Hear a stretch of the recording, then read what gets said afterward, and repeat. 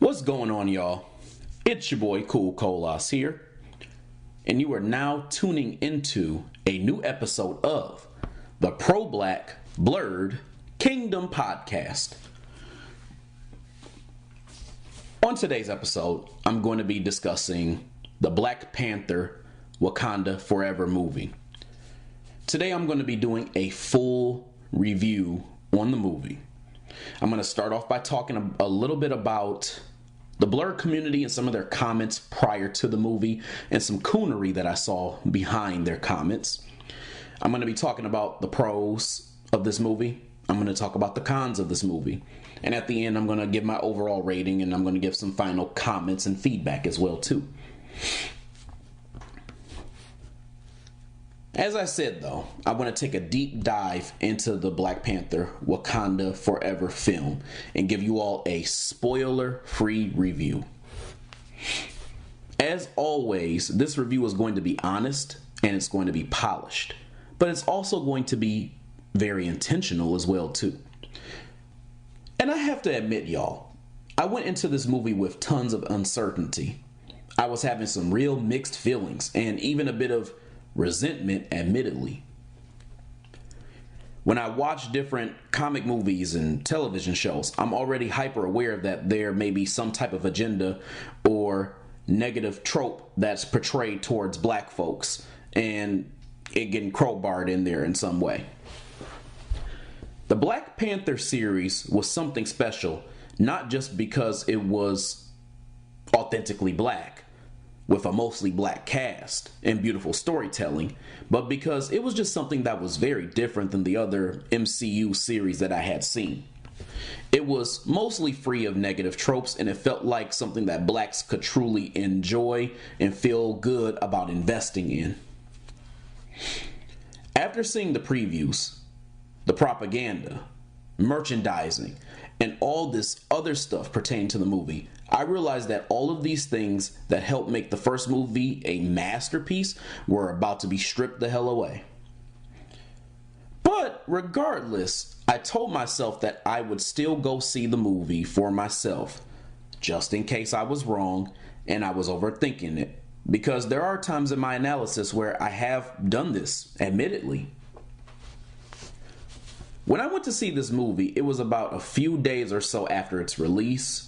I had been trying to subtly avoid the internet as much as possible, but being that I am a content creator, I was only able to do this so much.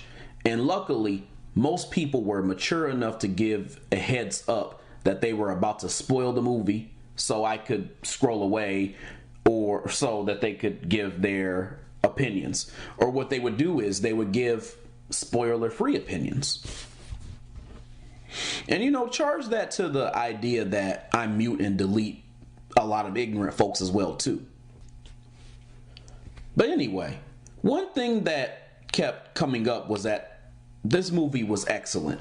That it was a 9 out of 10, a 10 out of 10, and all types of stuff. Negroes were talking about going to see the movie twice and crying during the movie and all this other shit. Hell, you even had videos of goofy Negroes dancing outside of the movie theater, outside of like the actual showing of the movie during the premiere of the Black Panther Wakanda Forever movie.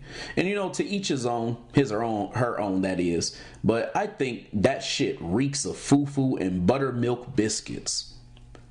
I would not be surprised if some of these fools were hired to do that for the purpose of propaganda and promoting the movie, actually. Now, let me throw something at you here for a second, family. One big problem I have noticed when it comes to our people, and really anyone, but certainly our people as a focus here, and entertainment consumption, is that you get two types of people. You get what I call the discerners, and then you get what I call the gullible. One big part of being pro-black is having the discernment to notice the disrespect, anti-blackness, and agendas that harm our people in everything that is done from a media standpoint, but also separating that from the parts that I still enjoy. This is the best way to stay aware of disrespect so you don't just fall for anything while maintaining your sanity to keep joy within your spirit. The discerners know how to figure out what things they like and what things they don't like, what makes sense and what doesn't make sense. This is so crucial for us because in our community too, many of us fall for anything. And that's when we now get to what I call the gullible. People who fall for propaganda and feed right into exactly what it's trying to do, which is to reel you in and get you hooked and all that, regardless of disrespect. Hell, they want to convince you it's not even disrespectful at all by justifying certain choices and doing a whole lot of splaining. And the gullible are the ones that fall for this shit really easily. A discerner is a critical thinker. The gullible don't really think at all. If anything, their brains only shut on to protect the victimizer. The point I'm trying to make here is that I have seen this quite a bit when it comes to the blurred community. On Facebook, I follow numerous blurred groups, which I'm now realizing might be an unfortunate mistake on my part. And man, between the Kyrie Irving anti-Semitic accusation and Wakanda Forever, I have been seeing hella butter biscuits with video game controllers. It's the same song and dance with these Negroes. Some topics come up impacting the community, and here these Negroes are defending white supremacy and their propaganda. Niggas got to whining about hoteps and making fun of blacks being Hebrews and Egyptians and all this other shit. When black men get attacked, these niggas go on the warpath to Samboism. I've also noticed when anything remotely close relates to the criticism of the black woman, there's a bunch of whining and babbling, and majority of the men get to high-level simping. Now, one thing I've noticed lately with Wakanda Forever and the opinions of these blurs and in these blurred groups is that many of the people in these groups get real bitchy when other blurs say they don't like this movie, or that it was overrated, or even that it was simply good but not great. Most of them have made it seem like the core issue is that most people who disagree with this movie being great in some way hate black women. And I have a problem with this level of whininess for multiple reasons. For one, this screams straw man argument. If I say I have an issue with the way the movie has treated, removed, and distorted the black male influence, then somehow, in their minds, that equates to black woman hatred. I would follow up this accusation by saying, what if a movie that was originally about a black woman was all of a sudden swarmed and taken over by nothing but black men? If this was something that they adored and were into, they'd have a problem with that happening. The issue here is not with black women, but the white supremacist agenda to televise a gender divide and this idea that this gullible class I spoke about just goes the hell along with it.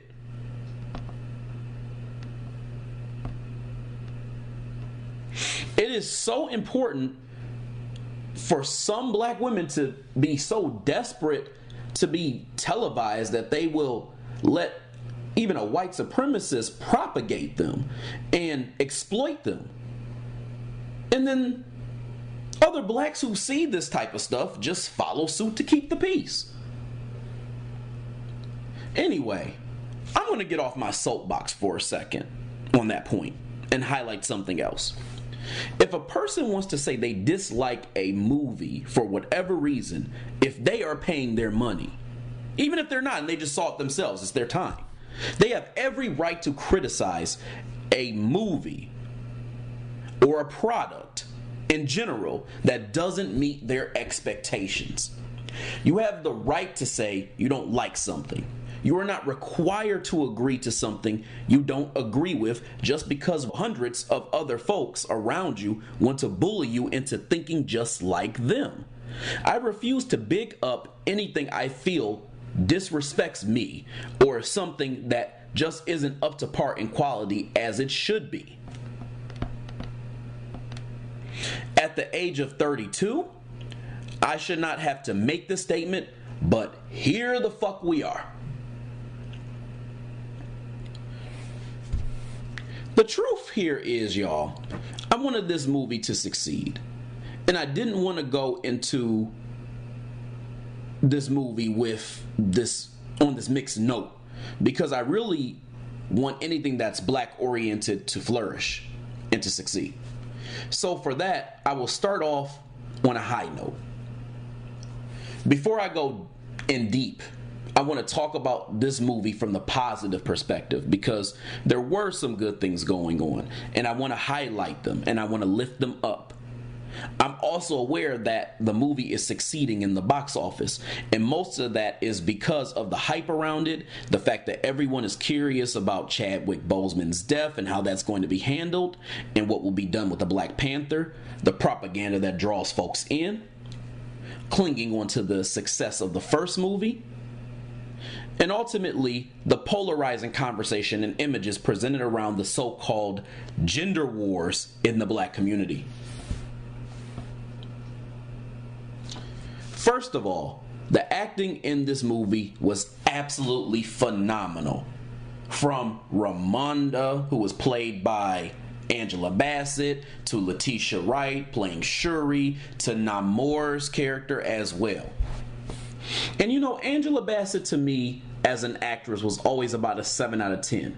But in this movie, she was excellent. This may have possibly been one of her best acting roles, as a matter of fact. She even has some cold, rememberable lines that anyone could appreciate. I love Letitia Wright's acting because it was phenomenal as well too. I love how in the first movie she was jokey and fun-loving. I remember her and T'Challa's conversation where they were joking around about the change of her ceremonial outfits, and she stuck the middle finger up at him. In this movie, however, the Black Panther Wakanda Forever movie, she was nothing like this. She was brooding, she was lamenting, and enraged at a certain point. The movie allowed her to have range, going from this jokey little tech-savvy sister of T'Challa to the more serious, emotionally impacted character that we saw. This, in short, was brilliant. The character Namor was very impressive too. Great lines, an awesome introduction, a very gentle yet violent demeanor all in one that showed that there was some depth with his character. And he also had some great lines in the movie too. The action in this movie was limited. It was still pretty good.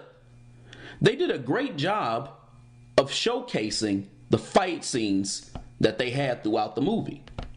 I especially loved the way that they made Namor's character such a beast. I mean, this dude looked like he was impossible to take down and was an absolute credible threat all throughout the movie.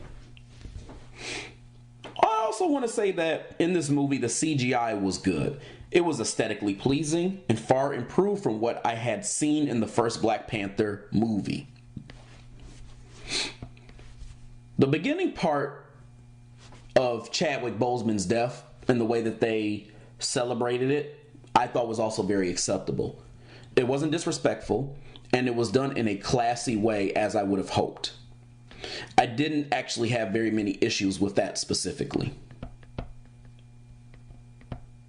I also can't lie when I say I absolutely love the fact that Michael B. Jordan's Killmonger was brought back as a character, even just for a small amount of time in this movie.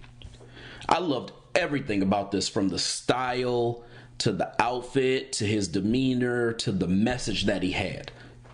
I love the way that he basically looked at Shuri and in so many words said, "I ain't about to say I told you so, but I told your ass so." Dude came in and proved that all of his ideals and his motivations were coming to fruition. He told y'all that y'all were in a war and y'all might as well bring it to them, but you only saw him as a villain, And here it is, the UN is trying to run up in y'all shit. Y'all were always in a war, even if you didn't want to admit that you were. He also called out the hypocrisy of being enraged by loss and wanting to avenge your people. He called out the cowardice of the past kings and the hesitance of T'Challa, which were all also very true points. Not only did Michael B. Jordan play this role perfectly once again, but his message was well heard from me. Now that's it for the pros, y'all.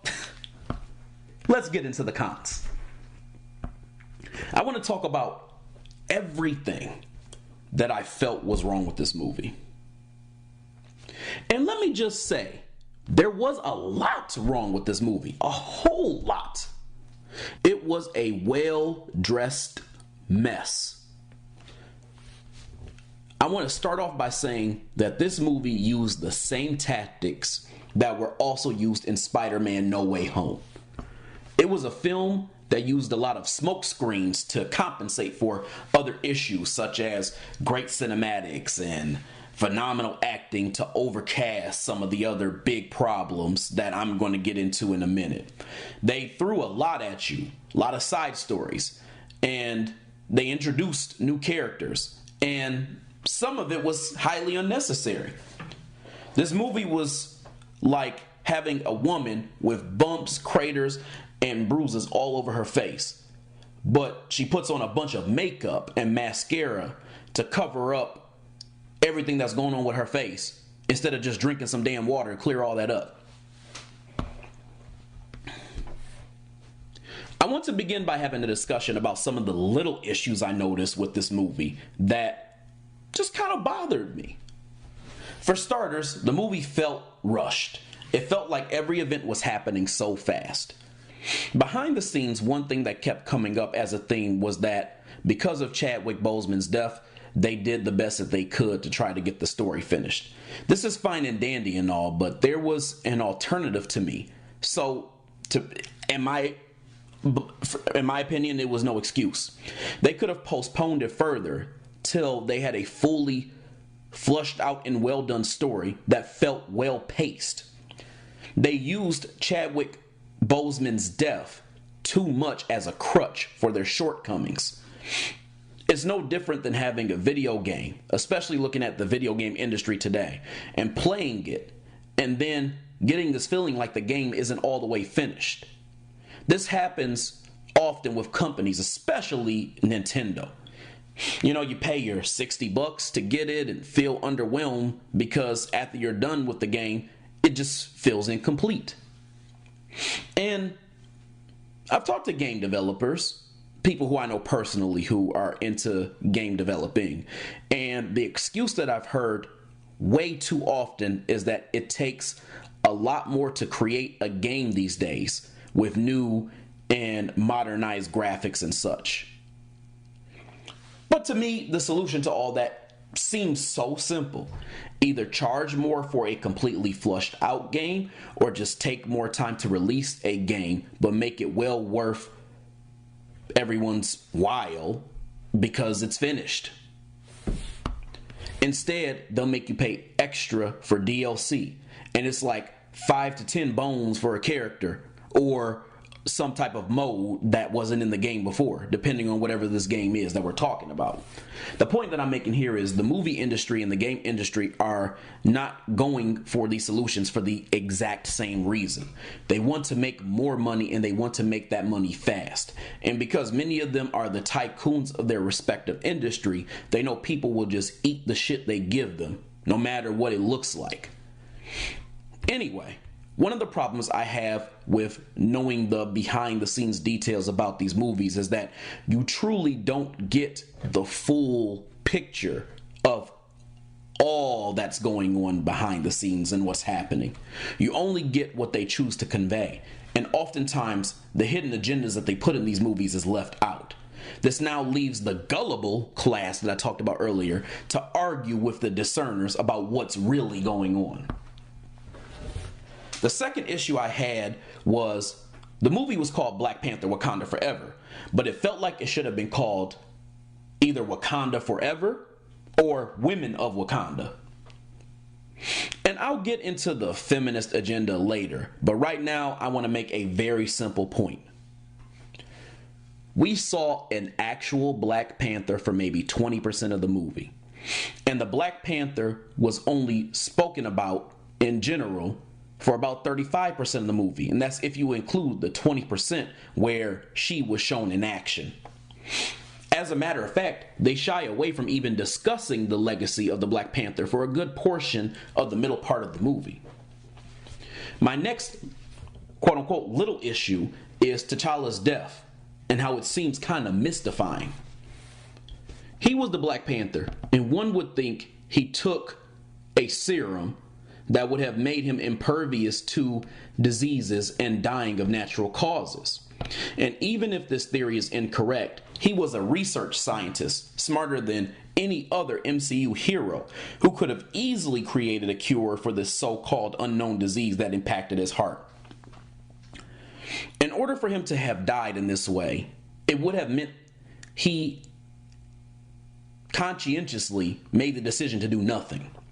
Meaning, it would make no sense for Shuri to fight so hard for something that he was okay with happening. Even if all this wasn't true, he had numerous allies that could have most likely helped save his life in some way. Think about all the great scientists and magicians that were out there in their own right, that were allies of his. It felt like they kind of just threw some things together to quickly explain his death and the emotional hype around it, so that everybody could become invested into the emotional part. And a lot of people at this point, because they were so invested into the emotional hype, were more worried about what was happening versus how and why it was happening. No one thought to question all of this. And then later, his death, which was a focal theme that they tried to put away, became something that wasn't even a focus anymore. And this brings me to my next issue. When it came to Ramonda, I liked Angela Bassett's acting, but there were issues around the character. First of all, her death made me feel like too many big deaths happened in this movie. This seemed like something that would have worked for me if T'Challa was still the protagonist and Namor killed his and Shuri's mother. It felt like her death was used as a distraction to stop us from thinking about T'Challa's death and almost overshadowed it in a way. I would have been okay if she maybe was seriously injured instead of dead, and they didn't know how long she'd make it or something. I felt like it was orchestrated this way on purpose, though. I also didn't get them over dramatizing when she fired Okoye. As impactful as this scene was, it was excessive. It's not like she had an army with her.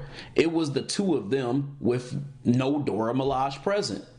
Two of them being her and Shuri when they were attacked by the Talakans. This was a scene done solely for the purpose of swaying emotions. Because, let's be real, most security have some form of backup anyway. They don't just go by themselves willy-nilly. The storytelling in this movie was a bit of a dumpster fire as well. It really felt randomly thrown together. Namor's character especially was thrown together. He was mad at every damn thing. He was mad at slavery. He was mad at disease on land. He was mad at the scientists. He was mad at human beings. The central focus of his anger just simply wasn't super clear. But regardless, this did one dangerous thing that I absolutely hated. It took what Killmonger did and made a cut and paste template and then put his mission into Namor's character. To me, he was dollar store Killmonger. And on top of that too, his targeting didn't even make sense. At least with Killmonger, it was clear he was trying to take over Wakanda to neutralize the white supremacists. Namor's plan didn't seem well thought out. Why blackmail the Wakandans into getting the scientist when you could have just done it your damn self? You already had your people attack those white supremacists before, so they already seen who you were. What's stopping your ass now? Also, I don't like how they throw out terms randomly like mutant. To me, that's reserved for X-Men. And although Namor was a mutant in the comics, it didn't seem like they did a good job explaining this mutation very well, especially when they got to talking about his ears and wings and all that other shit. They never also told why his people lived for so long either. It also seemed as if the most detailed thing that they even said about Talokan and their empire in general was the actual underwater empire that he showed Shuri. Namor in the comics also wasn't a Hispanic. He was a white man. Or he appeared to be a white man. This was done to give him some type of colonization storyline, which to me is still janky, but I will get into that here in a second. I didn't care about the race swap one way or another at first. I just hate how they used it to throw salt on what made Killmonger unique. Also, why the fuck when Namor stabbed Shuri did she not have blood? Why was she able to just get up, pull that bitch up out of her, and keep fighting when, and I'm just using this as an example, when Killmonger, the blow that was dealt to him by T'Challa was fatal. Also, I just gotta ask this question, y'all. Why again do his enemies call him Namor? The next thing that I wanted to talk about was that Riri simply wasn't necessary for this film. Plain and simple. This was a way for Marvel to shoehorn a new character in. Her jokes were stale, and her demeanor was far different than from the comics. She wasn't the aggressive FBA sister that they made her to be in this movie. And also, they made her the scapegoat / the bad person in this movie as the scientist.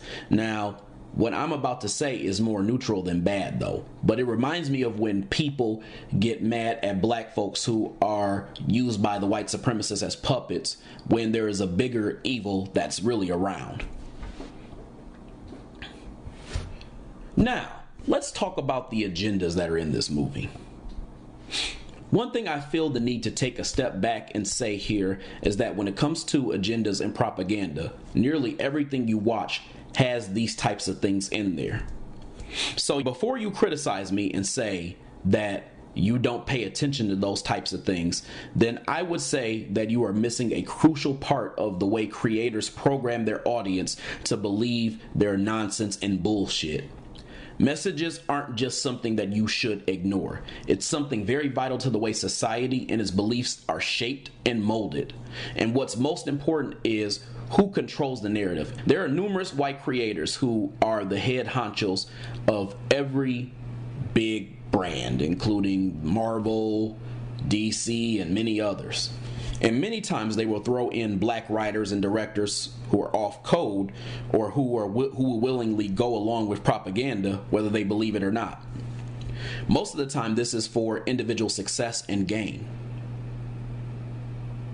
I believe it to be ignorant not to see the importance of messaging in movies just as much as action and storytelling and graphics and acting and the whole aesthetic and many other parts of the movie.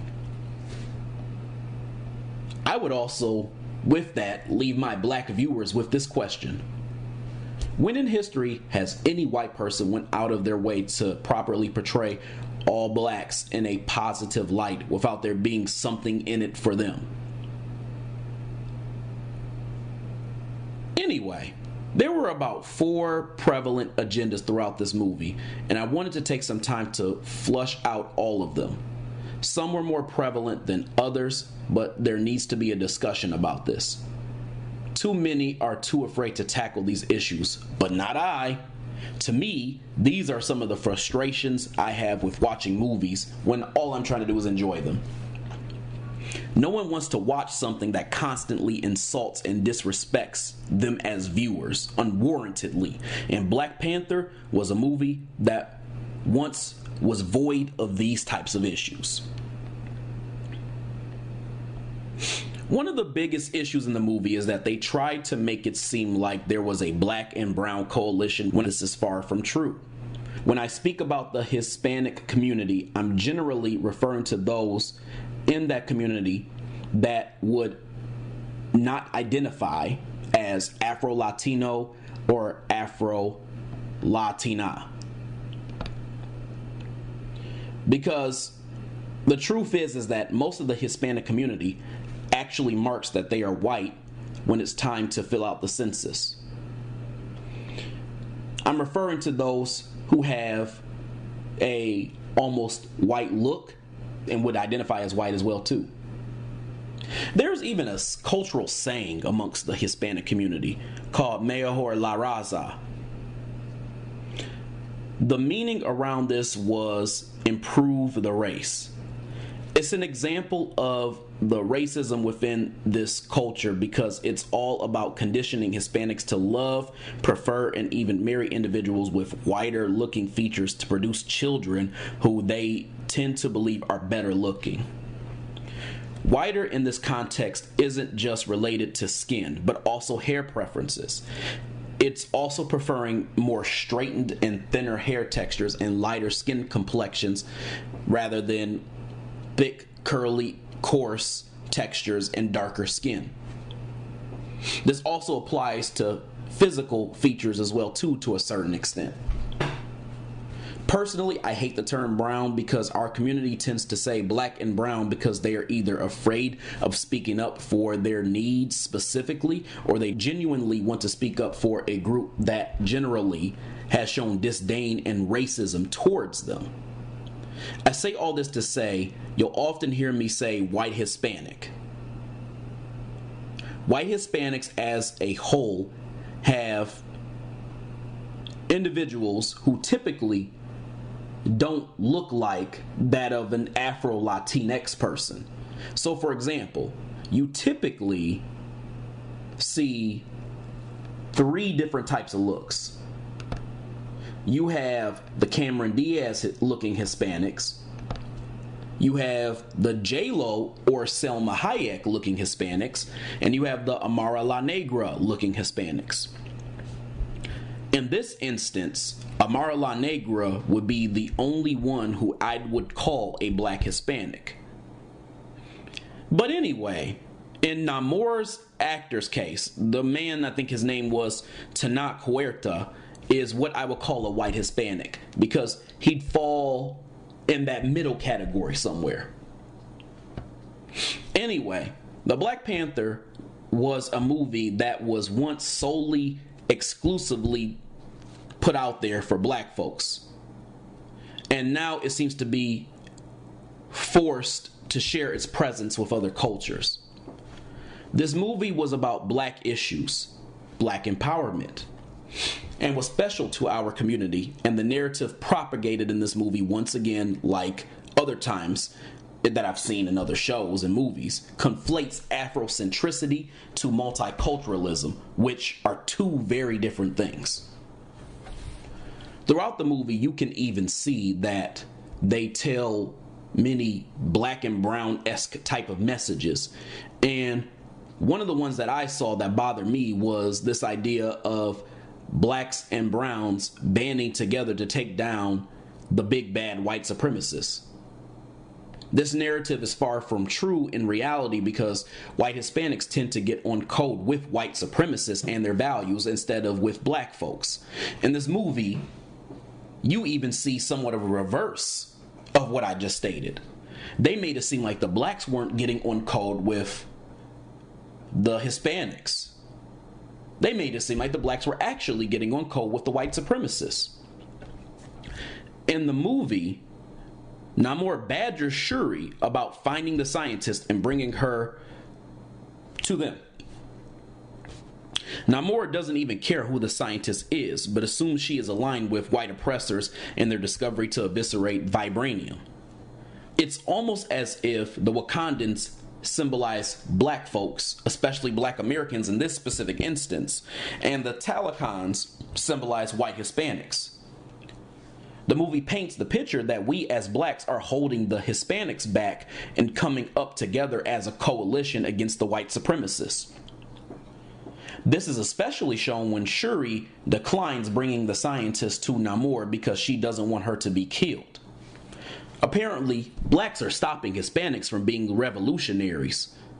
And because of us, they can't succeed in getting and gaining resources that we can have as a combined unit.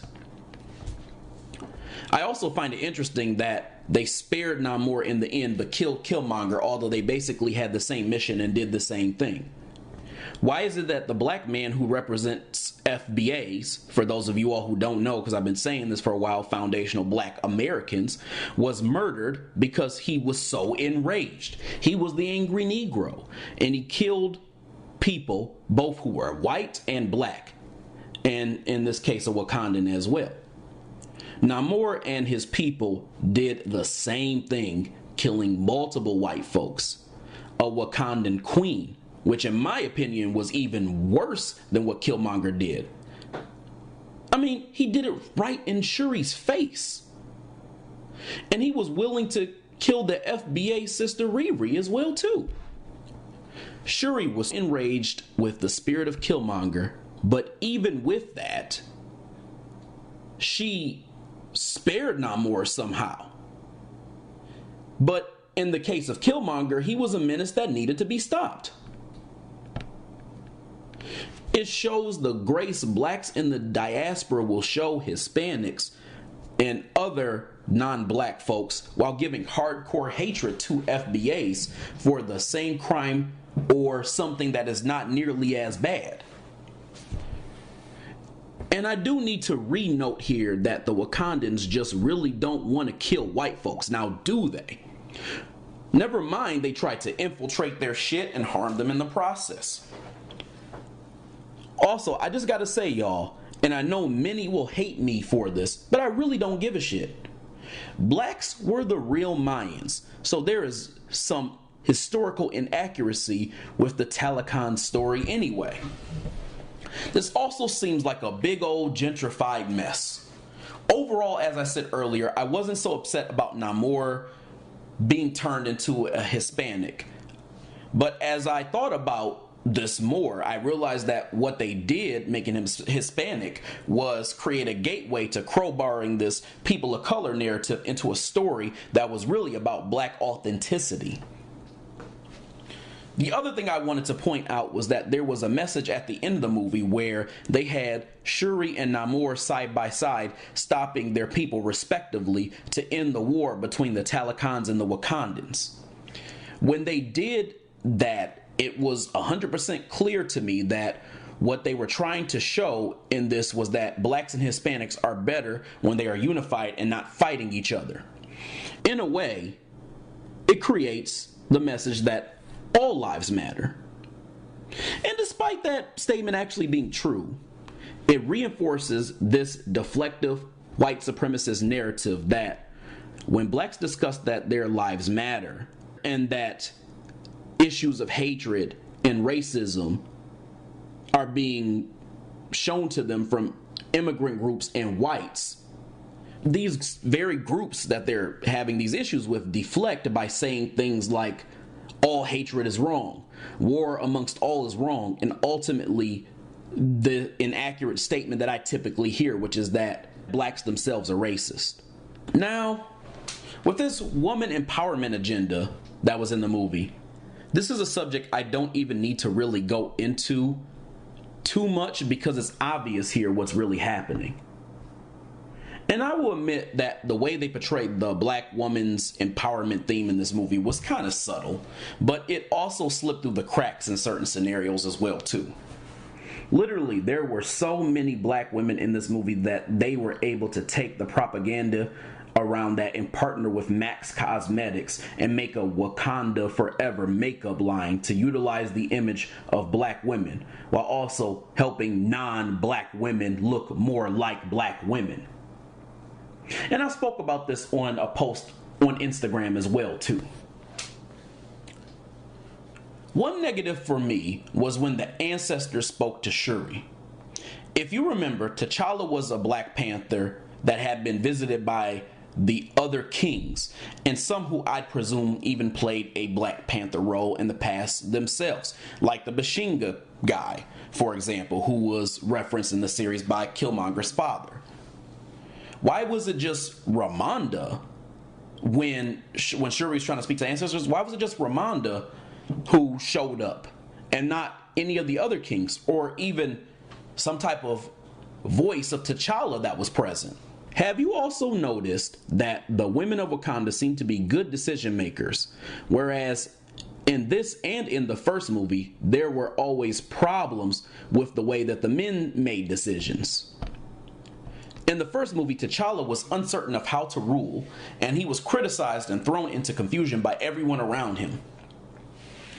Shuri actually was encouraged to the throne. She was listened to, she was heard, and even given the space to grieve. She was quickly made to be queen and Black Panther, as Namor had put it, after he killed her mother. Matter of fact, the only time she was questioned in her decision making was by M'Baku at the end of the movie, but I'll get into the problem with him in a second. I mean, even when Killmonger was king, they committed treason, and it was seemingly justified after he won the battle fair and square. It seems as though they keep this theme that women were sure of their choices and didn't need to answer to anyone for what they chose to do, just like in the first one. Even from a non-black standpoint in this movie, Namor was actually being hassled by the women in his tribe for not defeating the Wakandans. Hell, the white dude, Everett Ross, was even getting emasculated by old girl Valentina. The fact that this woman's agenda went multiracial and multi-ethnic shows that it's beyond even just affecting black women. It's about over-pushing white feminism, which I have said is an issue time and time again. Black women are just the only ones disrespected in the process, but they make it look like it's powerful, and that's how black women see it in their eyes. When you tell most black women that forced feminism is an issue, they see it as a personal attack. But they never take a step back to see that the idea here is to propagate feminism in general, not to showcase them in a way that pays them homage and the respect that they believe they deserve. It's gender division in the black community and energy displacement, and it's disguised as black woman's empowerment and the non-monolithic trope that they try to put onto black people. And they smash these two ideals into one. And I really hate that they use this movie as a way to further that agenda so that people are now falling for it. Or they continue to fall for it, that is. Let's ask the question though. When has a white supremacist ever cared about the promotion of our women? And why has promoting our women as the leaders and the muscle of our society become a common trope?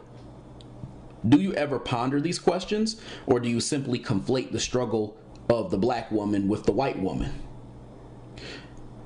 I don't know, but the actions of those who wrote and greenlit this movie and believe in the nonsense show that these questions have obviously been overlooked. Now, you do have an LGBT agenda subtly thrown in with the Dora Milaje, specifically the characters Ayo and Aneka. I think that's how you say her name, Aneka. Now, this was very subtle, but regardless, I did catch it. This was unnecessary because in this film, it was literally a less than 5-minute clip that had nothing to do with the plot or the story. It didn't really add anything. And really what it did was throw salt once again on the first film, which was void of black LGBT or anything LGBT related. It wasn't necessary, and if we are being culturally accurate, while there is obviously the existence of LGBT folks all around the world, African communities are generally rather conservative and typically don't accept or showcase LGBT couples. This was simply a ploy of Disney doing what they've always done. Hell, did y'all hear about Raven-Symoné and how they requested she make her Raven Baxter character in Raven's Home LGBT, and she declined? That character was notorious for being a straight black female character. And as surprised as I am by hearing her say that she declined doing that, it shows how aggressively Disney is pushing to make their black characters LGBT. See, when I look at this from my perspective, I say, you all did all that bitching about them not having enough time to write a story and all this other bullshit. But in some way, they had enough time to throw in this useless 5-minute LGBT scene into the movie just because. Come on, family. That's a waste. And frankly, it's forced LGBT. If I was actually LGBT myself and black, I would be insulted that they would just throw this in randomly without even thinking or trying to make it look like it was some type of authentic representation. Now we finally get to the meat and potatoes of what has me really pissed off about this movie. And I know too many of y'all are afraid to say it because you are afraid of being browbeat and disrespected by a bunch of sisters who have no respect and even hatred for black men anyway. But this movie absolutely did a disservice to brothers. The presence of the black male in this movie was factually non-existent. And to make matters worse, I've even seen promotional banners where M'Baku was cropped out, such as on DC Marvel Random. It's an IG page, and it has 34K followers on it. Anyway, think about it. Chadwick Boseman died, so they just had to kill. Think about it. The black men were just cropped out of this movie. Chadwick Boseman died willy-nilly. Sorry. Anyway, think about it. Chadwick Boseman died. And for some reason, they had to take T'Challa out the movie willy-nilly. Killmonger was killed, allegedly. W'Kabi was not returning, quote-unquote. None of the other kings appeared. All you had was M'Baku, and he hardly had screen time the entire time. Hell, the times he did, he was either emasculated by Shuri when she beat him in arm wrestling, or when he tried to talk sense into her using her rage to rule, and she in so many words told him to shut his monkey ass up and do what she said. I mean, how could I say it any differently, folks? A 80 to 90 pound woman beat an almost 300-pound gorilla man in arm wrestling. And I get it, she was super powered, but they showed this for the optics. As a matter of fact, M'Baku's character was a big con the whole movie. They made him the goofy jokester, comic relief Negro who made stale ass jokes about fishmen and shit and was never taken seriously. He got his ass knocked back into a damn table in one hit by Namor. And I get it, y'all, I get it. Please don't whine as you're watching this damn podcast talking about he was superpowered, he became powered. But why does the only brother have to be the throwaway dummy for Namor to be able to exemplify his strength? Could he have not been a force to be reckoned with and did the same thing to Nakia? Oh no, they could never have her ass knocked the fuck back into a table or whatever the fuck that thing was that M'Baku got knocked into. They could never do that to the sister. Then they had him challenged for the throne to try to become king. And I get tired of people, because I hear this a lot, I get tired of people saying that he actually became king. We don't know if he became king. He was just challenging for the title. And regardless if that was the implication, that was a token move after failing to make his character of any sort of importance. They made him a joke. For my next point, the theme of the first movie was really about black fatherhood. It was also about legacy and leadership when it comes to black men. And whether you agreed with T'Challa or you agreed with Killmonger, that was the theme. This movie eliminated that entirely. It had virtually no focus on any of those aspects. And I want to kind of throw something in your ear here too. Remember when they announced The Little Mermaid and Halle Bailey playing her? Remember when they had that commercial with the little black girl noticing that there was a black woman playing a mermaid who looked like her? That in a way was special for black girls because it allowed them to see women who looked like them on screen. And Halle Bailey especially came off as feminine, both in her look and obviously in the role that she was playing as Ariel. But what about the black boys? Where are the role models for them? Where are the black men that they can look up to that are masculine and great leaders?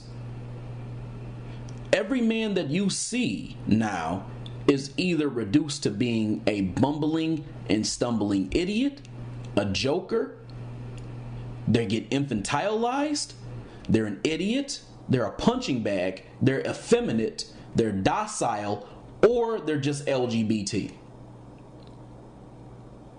And the ones that don't fall into any of the categories that I just named are either coaxed into some other trope, like, for example, not being with a sister, like being with a white woman, or being with a sister and not being harmonious with her, or they're dead.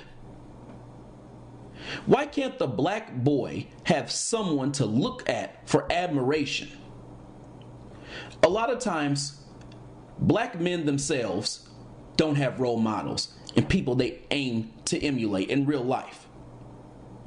I know personally I never did.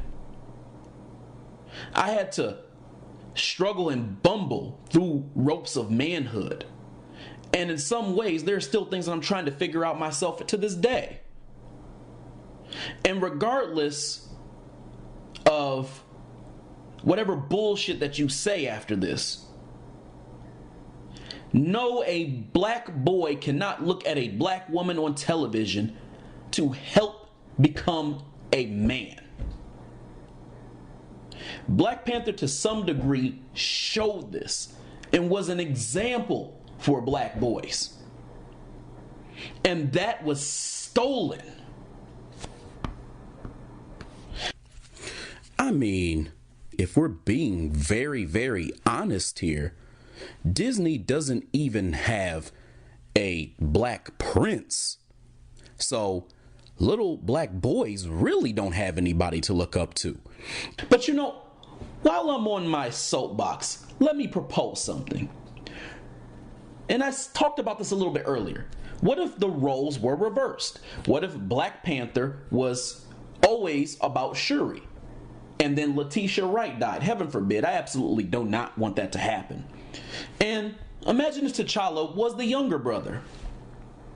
Imagine if they got rid of her and the entire Dora Milaje and killed off the mother as well too, which would at this point leave the characters that they didn't kill off, which would be T'Challa, M'Baku, W'Kabi, Killmonger, and then maybe they keep Nakia as the only woman, and then they add another male character. What if they then use the excuse to say, well, T'Challa does become Black Panther in the comics, while disregarding the fact that Marvel and Disney have changed shit up from the comics, by the way. Women, like black women specifically, would be very upset if that were to happen. If something that was meant to be for them was co-opted because white supremacists wanted to throw in a bunch of black men and their presence basically was not there. Now, let me tell y'all what the icing on the cake was for me when it comes to the cons. And I want to start off by making the simple point that Nakia was never a love interest in the comics. She was a crazy stalker chick who T'Challa was not with like that. And in a way, I felt like her character was made so that it gave Lupita a role to be able to play. I could or could not be wrong about that, but that's just a feeling I have on that one. But as I told brother, the blurred images and Relentless 15, I just gotta say, I did not mind seeing that beautiful sister on screen, so I'm not complaining. I'm not complaining about the fact that we got to see her on screen. By the way, I just want to say, shout out to those kings, though. They are doing their thing out here. They have dope content just like myself. So if you are on Instagram and you like my content, make sure you follow them too. They have some very great content as well. Anyway, my point is, Nakia didn't need to be a thing as a love interest, in my opinion. This was an issue with the series, though, as a whole, more than it was with this movie alone. So, if you saw the end credit scene, you know what happens. And I'm going to say something that is probably going to surprise you all at this point. I hated the end scene. I hated everything about that shit. The T'Challa son thing was an issue for two big reasons. For one, it eliminated the possibility of having Storm and him having a kid that ended up being Ansari. And for those of you all who don't know who that is, he was the son of Storm and T'Challa, who had both of their powers. And we could have seen how that storyline played out. And I've been hearing some theories where some people have been saying that they could at some point just create a different Earth and T'Challa will come back and then they can carry out the story with him there and all this other stuff. And I would argue and say they could have just done that shit in the first place and just made him the protagonist of the movie again and just replaced his character. For the second issue, it besmirched the legacy of T'Challa and his honor as king. Now, you reduced your only honorable male character at this point in the series to a baby daddy who had a child out of wedlock. T'Challa didn't even make Nakia his queen before he clapped the cheeks and impregnated her. And here you have it, another storyline with the honorable deceased black father who has left the mother alone to raise her black child by herself without him there, just like they did in Raising Dion and just like they did in Princess and the Frog. I mean, what is the point in even keeping this a secret from Shuri? Family, I need y'all to listen to me carefully. Very carefully. This here is exactly what I'm talking about when I say this movie was meant to sway you by your emotions. And if you bought into all of this, you are the gullible class that I spoke about earlier. Not only was this totally comically inaccurate, it was a waste of space and time. It didn't make me happy about this so-called carrying of his legacy. It made me disappointed in what this series has become. You could have had a cutscene about Doctor Doom, or a cutscene about Ironheart even. It could have even been about Killmonger, since it's clear Marvel still likes to make content with him. And I'm not mad about that. But it really could have been anything but what we saw.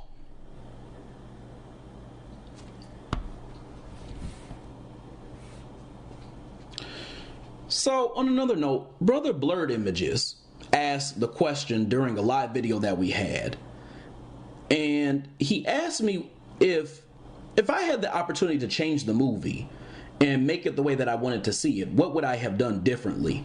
And I want to give y'all my full answer on that, since it's clear that I don't like a lot about it. I would have first recasted T'Challa. Just because Chadwick Boseman died doesn't mean the Black Panther T'Challa had to die. A lot of people say no matter what they do, someone would have been mad. And I just got to be honest with y'all, because I've talked to many of you all who said this shit. That's possibly the laziest pile of bullshit I have ever heard. Everyone who had ever said this to me is someone I don't even expect to have an awareness of disrespect and hidden agendas and the way they impact the black community. This was an excuse used for them to greenlight the agenda to get rid of black males in the film. Chadwick Boseman's presence was needed. We needed to watch him reap the repercussions of trusting the United Nations. We didn't need them to use this as a moment to allow Angela Bassett to get her acting on and quote unquote get them told, when they should have just listened to Killmonger in the first place, so they wouldn't even have to have done all that. That scene to me was like handing $5,000 over to a known thief and telling them you can have as much as you want, then acting like a big dog for beating them down because they try to rob you for more. We needed to see T'Challa and how he dealt with the consequences of his own choices instead of making this a spotlight moment for the Queen. Recasting T'Challa would have given another talented brother brother the opportunity to excel the same way that they would have done if Tom Holland would have died and they had a new white boy playing Peter Parker. Because y'all know good and well they would not have turned Spider-Man into Spider-Woman. There were many great actors who could have played T'Challa in a recasting situation, such as Yahya Abdul-Mateen II, who played Black Manta in Aquaman, Damson Idris, who plays Franklin in Snowfall, Kofi Siriboe, I think that's how you say his name, who plays Ralph Angel in Queen Sugar, Yalan, I hope I said his name correctly, Yalan Noel, who played Daniel in Insecure, or even the actual FBA brother Trevante Rhodes. These are all great actors who would have been an excellent T'Challa. I mean, T'Challa could have even come from another universe and been a reminder of the old T'Challa throughout the entire movie. Imagine him trying to be king and live up to the legacy of the old T'Challa, and then him and Shuri getting into an argument as he was King T'Challa back in his world, and she says something like, "You're not king, and you are certainly not my brother." I would have eliminated the tropes and the nonsense and the agendas as well too. I would have even made it clear Killmonger was still alive, but maybe frozen or something, or he still could have been revived or something like that. He could have been even different when he woke up and presented this anti-heroic layer as he talked about how Namor is doing exactly what he did and offering some advice and maybe even some negative temptation that would have made the story interesting. I didn't necessarily want him as Black Panther though, because they would have just buck broke him.